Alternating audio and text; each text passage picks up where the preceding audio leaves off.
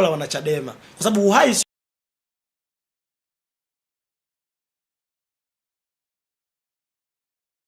wa wanachadema, yani uhai wa mtu mmoja hauhusiani na chama chake.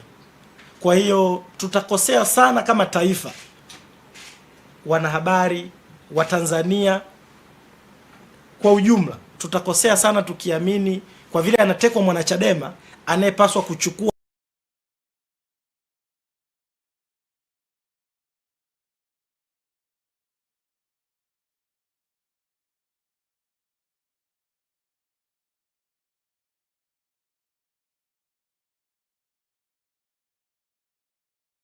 hatua ni mwanachadema.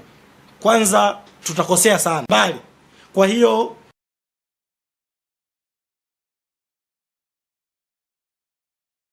tutakosea sana tukidhani wanaopaswa kuchukua hatua kuhusiana na masuala ya kutekwa ni wanachadema pekee. Hilo ni jambo la kwanza. Lakini jambo la pili, nimesema kwamba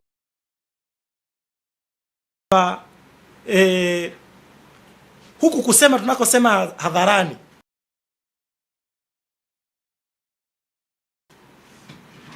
na sisi tunasema kwa sababu tunayo pia mapenzi mema na taifa letu. Tusiposema hadharani, maana yake mnataka tufanyeje? Na sisi tubebe mapanga tukachinjana huko mtaani? Ndo ushauri ambao mnataka kutupatia tuufanye? Sisi pia tunafahamu nini athari za machafuko kwenye taifa. Ndio maana mwanzo tumesema kwamba mambo haya sasa na mamlaka zetu zinapaswa kutambua kwamba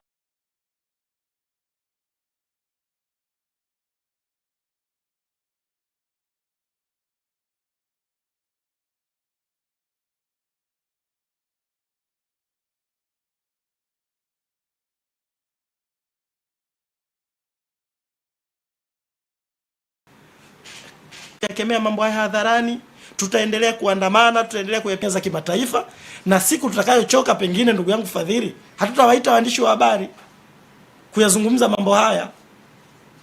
Pengine hizo hatua tutazichukua huko tutakapokuwepo. Ndio maana tumesema tutauvuka mto tukiufikia. Kabla hatujafikia kwenye hizo hatua nyingine, tunatamani mambo haya kuyasema hadharani na kila mmoja wetu, na kuwaalika Watanzania wote bila kujali vyama vyao, bila kujali itikadi zao, kwamba jamani, mambo haya tuyakemee. Viongozi wa dini, taasisi mbalimbali zote zitoke hadharani na kuiambia serikali kwamba jamani, mambo haya yanayoendelea kwenye taifa letu hayana afya. Na sisi kama Bavicha hatujakata tamaa na tuwezi kuacha kuyasema mambo haya hadharani na kuyakemea. Hatua gani tunazichukua kujilinda? Kama nilivyosema, nafikiri polisi wanatuaminisha kwamba tuamini sisi hatuko salama, kwa sababu jukumu lao la msingi ni kulinda raia na mali zao. Sasa kama kila siku tumekuwa tunaendelea kutekwa, afisa habari wa kanda ya Pwani huyu hapa John Nguti, yeye mwenyewe yuko kwenye tishio la kutekwa, ameshakuwa anapokea message kibao. Kwa hiyo tumekuwa sisi tunachukua pia hatua zetu binafsi za kujilinda. Lakini hiyo hatua gani ya unayojilinda kwenye taifa hili kama watu watekaji wanamiliki mabunduki, wanamiliki kila kitu? Kwa hiyo tutaendelea kwa kadri kwa kadri ambavyo tutakavyokuwa tunaweza kujilinda, kwa sababu tunaamini hatuko salama.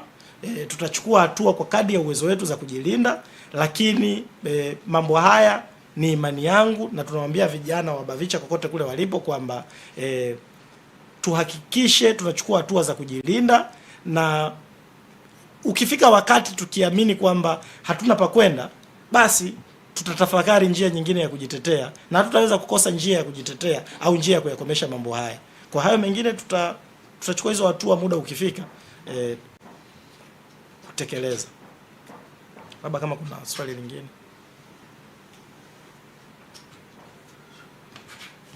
Niwashukuruni sana na Mungu awabariki.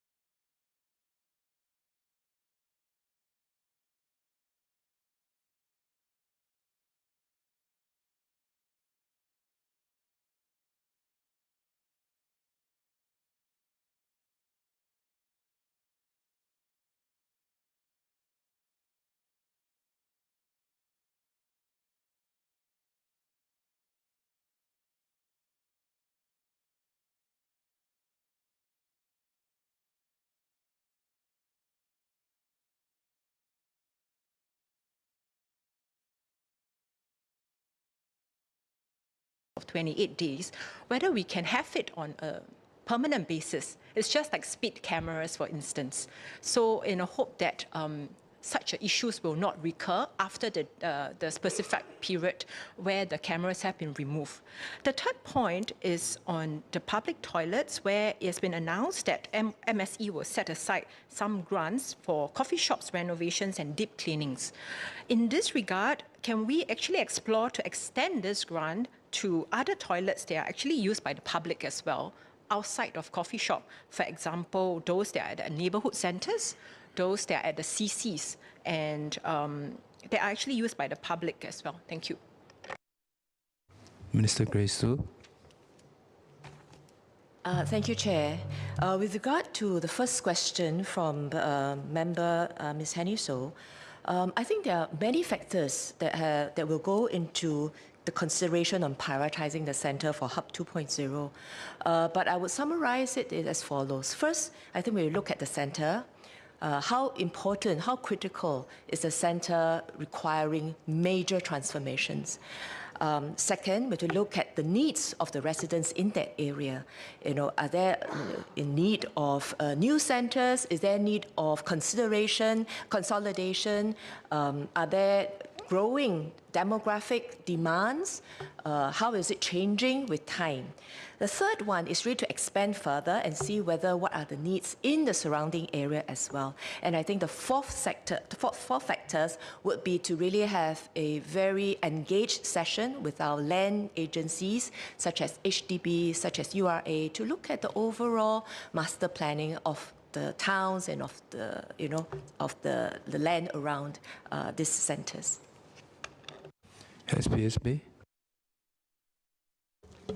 Thank Ms. So for her suggestions. She would be aware that for the surveillance cameras to catch high-rise littering, in fact, we have already increased the number of deployments, and each of these require the equipment, the setup, and the tracking as well as analysis of the footages. So it does require resources. The reason why we are extending the deployment period is because these areas tend to be a problem of recalcitrant litterbugs, right? So they are habitual litterbugs, all right? So we hope that with 28 days, 4 weeks, they will be caught, right, during this period. So, and when they're caught, they will be subject to penalties. I think, if I'm wrong, I think it's so-called orders. They need to go court. So the penalties and the punishment, we hope that will teach them a lesson that they will change this habit forever. Okay, that is the objective of it. As you know, there are so many different HDB blocks, HDB blocks in Singapore. It will not be possible to deploy such surveillance systems on a permanent basis. I seek her understanding on this. As for the grants to extend beyond coffee shops, the reason why we are focusing on coffee shop toilets now is because based on surveys over many years, coffee shop toilets have fared consistently at the lowest level of cleanliness. So we want to tackle this. If we dilute resources to cover other public